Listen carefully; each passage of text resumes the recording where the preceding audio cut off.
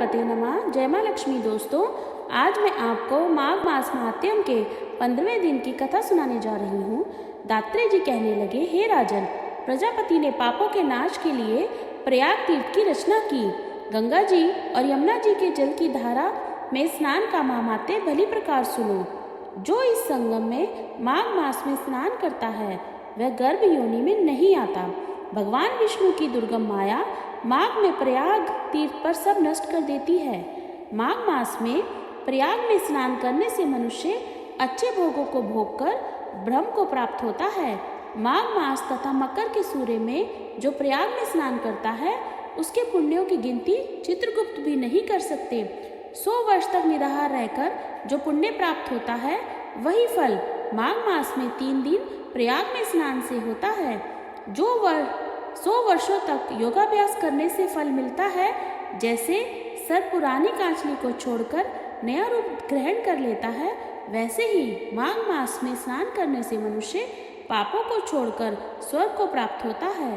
परंतु गंगा यमुना के संगम में स्नान करने से हजारों गुना फल मिलता है। हे राजन, जिसको अमृत कहते हैं वह यही त्रिवेणी ही है। ब्रह्मा, शिव, रुद्र, आदित्य, मरुदगण, गंधर्व, लोकपाल, यक्ष, गुहक, किन्नर, अणिमादि गुणों से सिद्ध तत्व ज्ञानी ब्राह्मणी, पार्वती, लक्ष्मी, शची, नैना, दिति, अदिति, संपूर्ण देव पत्नियां तथा नागों की स्त्रियां, धृताची, मेनका, उर्वशी, रंभा, तिलोत्तमा, अप्सरागण और सब पितृ मनुष्यगण कलयुग में गुप्त और सतयुग आदि में प्रत्यक्ष सब देवता माघ मास में स्नान करने के लिए आते हैं। इन दिनों माघ मास में प्रयाग में स्नान करने से जो फल मिलता है वह ईश्वर ही कह सकते हैं।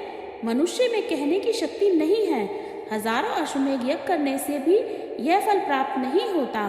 पूर्व समय में काचन मालिनी ने इस स्नान का फल राक्षस को दिया था और इससे वह पापी मुक्त हो गया था। इसी तरह से माघ मास महात्म्य के 15वें अध्याय की कथा यही समाप्त होती है। बोलिए ओम नमो भगवते वासुदेवाय नमः। इस मंत्र का आप रोजाना जाप करें।